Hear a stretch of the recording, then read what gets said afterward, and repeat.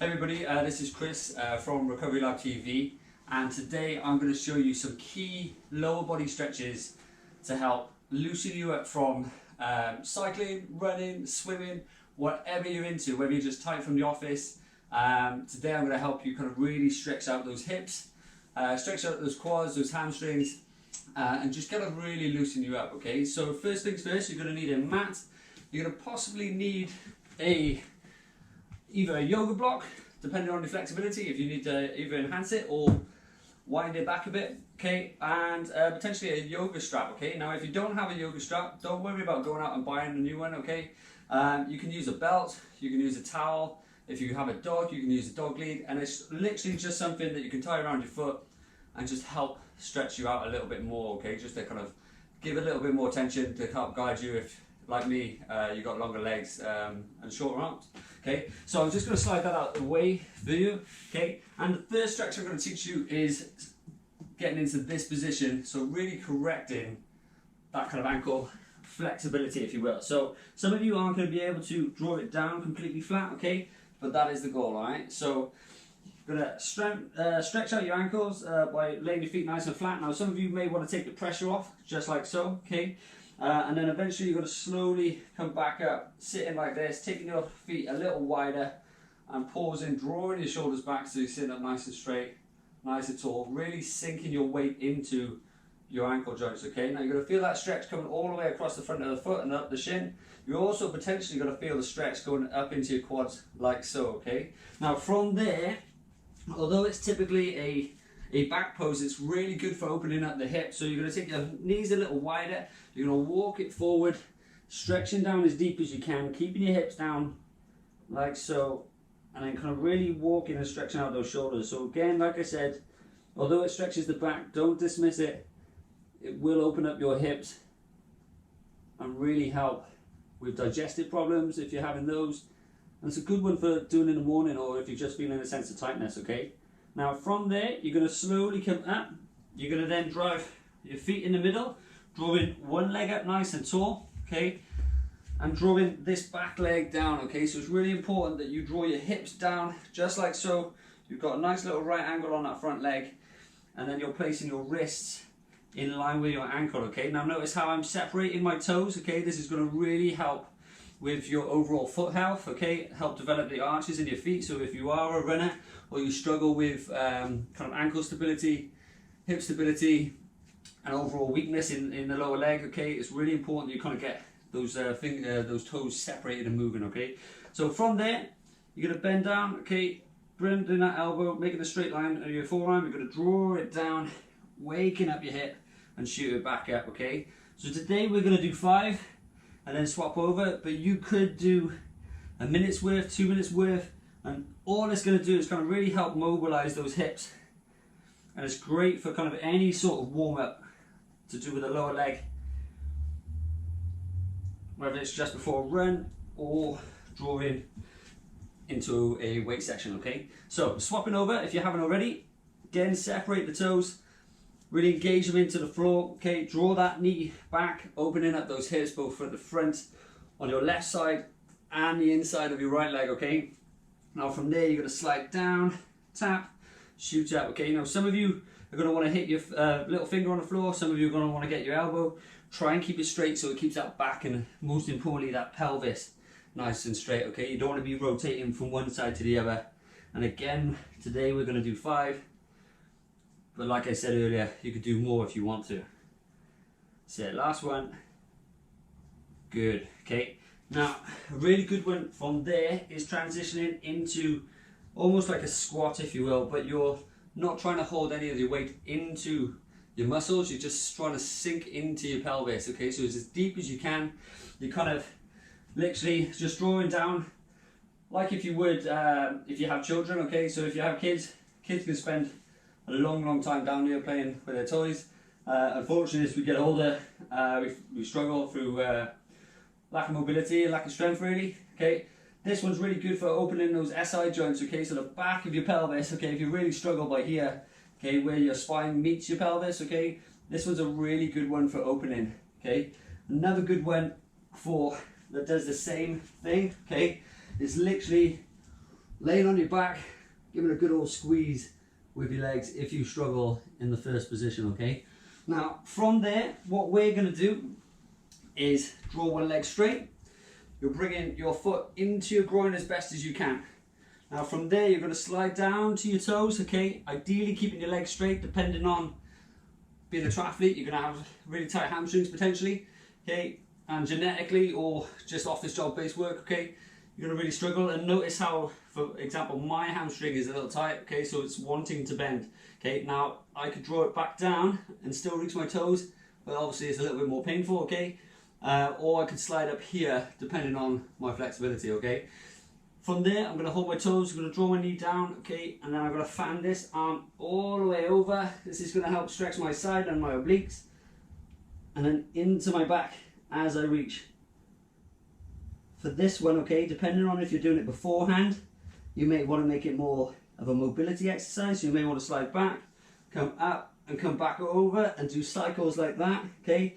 Working on that back flexibility whilst you stretch out the hamstring, okay? Now if you're doing this post exercise, okay, you kind of really want to come down, hold and be progressive with it, holding it for anything from 60 to 90 seconds as you develop that range, okay? So sliding back up, you swap straight over, okay? Again, bringing your heel into your groin, okay? Trying to make it as safe as you can. Reaching down. Now, just because I was flexible on one side doesn't necessarily mean you're going to be the same or have the same flexibility on the opposite side. So it's very sure to be aware of that, and probably you're already going to know it as well, okay? So reaching with those toes, making sure you get a good grab, trying to draw that knee down as best as you can, just be careful with it. And then again, you're coming over, and today we're just going to hold it. But depending on, like I said, you might want to make it more of a mobility exercise than a stretching exercise. So, gently holding, like I said, you'd hold this for anything up to 90 seconds.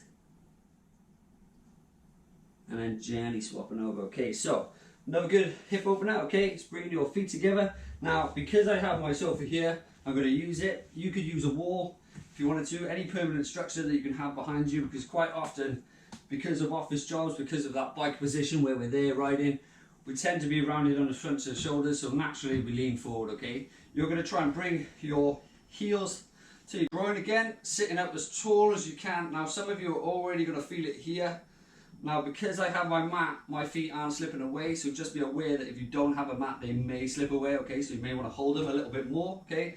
And then from there, either drawing down the elbows, okay, trying to puff your chest out so you're up tall, or because I have a non-slippery surface, okay, I can lean back and then gently press here to help that groin separate, if you will, okay? And what I'm going to then feel is that enhancement from the groin right the way up to my hands on my knee, okay? Now I'm placing pressure just below the knee. I'm not doing it on the capsule itself. So it's on my femur, okay, my thigh. As I press down, holding that stretch, opening up my chest, trying to correct that spine at the same time, okay? Now another great exercise for this, okay, is if you come onto the side of your mat. Now it's really important that you have a kind of padded surface because it can be a little bit sore on the knees. You're going to bring your feet together. You're going to walk your knees apart, okay? And then you're going to gently rotate your hip forward, which will put weight in your hips, which will pretty much do the exact same as what's sitting up in that frog pose did. Okay, but this puts a little bit of weight pressure onto it. Okay, so if you are rounding your back in one, this is a great alternative, making sure you have a nice right angle in the arms and then a nice straight back, okay? From there, to enhance the stretch, you press away and you'd walk away, putting a little bit of pressure back into your pelvis. Again, you kind of be holding this for anything from 60 to 90 seconds, and then as you walk away out of it, okay, you then gently bring it back in, just like so. Okay, now from there, a lot of us, because of office jobs, cycling, sitting on sofas, driving, commuting, all the rest of it, we get really tight hip flexors that really kind of cause our hip and our pelvis a lot of problems, if you will, okay, because we tend to be tense here and really tight here. When we stretch those out, okay, what a lot of us don't realize is some of the muscles come through our pelvis into our back and attach down here. So when we get a problem, we tend to have low back issues, all right? Now from there, what you're going to do is Either put a cushion underneath your back, okay, or take it a little bit higher and resting your foot on a surface, okay? I'm using a sofa today. You could use a chair, you could use a foam roller to rest it on, whatever you have as a bit of support. Now, we've got a nice 90-degree angle here, okay? We've got our knee ideally just behind our hip to kind of draw the stretch in a hip flexor in your quad, and then you're trying to have a straight back, just like so. Now notice how I naturally grabbed my sofa, okay? This one will challenge your balance, okay? So if you want to have something next to you just to help you, okay, it's really important you do so you're not falling over and injuring yourself, okay? So from there, I like to incorporate a little bit of upper body into it. So I place my palms on my lower back over my hip, just so it doesn't put any pressure on my spine, and I draw my elbows together. And then what this does, it kind of really opens up the chest at the same time, as well as improves the flexibility on those forearms for swimming, for gym work. Get those elbows up, holding the bars just like so, okay? So from there, placing your hands on your hip, drawing your elbows together, opening up your chest, and you've got to slowly draw forward with your hip, opening up just by here. Now, some of you are going to feel it more in the quad than your hip flexor, but what you'll feel is one in the same, because one of your quad muscles is a hip flexor, okay? So don't be alarmed just saying you feel it just in the quads and not up here. By drawing your hip forward will naturally stretch out here just as much, okay? Now again, with the time frame, you're holding anything from 30 seconds to 90 seconds. Then you're going to come down, gently come over, swapping over, setting yourself back up. Now, if you're doing this at home and you do have bad knees, okay, there's other ways of doing it, and I'll show you, okay, as we go on to the next stretch. But for now, if you wanted to, you could slide up a little cushion underneath that back knee, okay? So again, holding that position, correcting like so, and going from there. Good. And then gently drawing forward, breathing it out, keeping a nice proud chest. And again, you'd hold this for the duration, okay? So gently coming and done. Right, now from there, what I'm going to do is show you a brilliant exercise that kind of incorporates your shoulders, your hip girdle, both the fronts of your legs and the backs of your legs, right up into your hips. And it's kind of like one of my go-to stretches if I'm feeling really stiff. Okay, so for this one, I'm just going to spin around, lay on my back, and I'll just show you and walk you through it. So from here, laying down just like that, what you're trying to have is from fingertip to fingertip, a lovely straight line. Like I said earlier, some of you are going to be rounded here. It's really important that you open up that chest and draw your shoulders down into the floor. From there, I'm going to bend one leg. I'm going to place my opposite hand on the opposite side, and I'm going to try and roll my side over, okay? Now, what's more important is straightening that bottom leg, just like so. Keeping this shoulder on the floor, more so than bringing that knee down to the floor. Where I'm going to feel it is all up this posterior chain, okay, up into my ribs and across my chest by here. Depending on where I'm tight is going to be where I'm going to feel it the most, okay? So don't be alarmed if you can't feel it here. It's a good thing if you can't, okay? And then all you're doing is trying to draw that knee down, adding that rotation in the spine, making sure you're pressing on the thigh bone, okay, and not the knee joint, okay? So from there, pausing, again, holding it for the recommended time that I've been saying. And then on that one, what you would do is, as you're holding both shoulders on the floor, okay, you would slowly bend the back leg. You'd aim to hold your foot. Now, if you can't, that's when you're going to use the strap. And you're going to draw that back knee back, which again is similar to the exercise that we've just done. If you can see that position, you've got the right angle here. Okay, you've got that leg lifted back. And what it's doing is on the lowest leg, stretching my hip flexor. On the tall leg, okay, the one above it, I'm stretching my posterior chain, my glutes, my rib cage, okay, my upper back as I'm drawing those shoulders down and just holding like that, okay. So from the other side, I'd stretch. Now when I do this exercise, okay, I have a little moment in the middle where I kind of reach up as tall as I can. Kind of helps me straighten my spine again, realign myself, and then I go into the other side, okay? So I'd recommend doing that before going from one straight to the other, especially if you've been holding it for a long time, okay? So again, started in a T shape, brought my arm over the top, I've rotated it around, again, aiming for that knee to go as low as it can, as long as this shoulder is down. Draw my knee back, holding that for a second, and then as I feel myself easing into that stretch, I then raise the back foot, looking to hold it, and then looking to draw those shoulders down as much as I can as I lengthen each area of the body. And then it's just holding it there, nice and steady for the recommended time, before slowly and steadily coming back out of it. Again, recorrecting my back posture. For me, I reach out, it helps me lengthen my body, I point my toes. I have a slight curve in my back to help lengthen the abs, because all of a sudden I feel very twisted and rotated. So for me, I reach up, squeeze my ears, push my toes away from me, and then I just gently fan back around before going back over, okay? So what I'm gonna do is just roll over now again, and then we'll finish off, okay?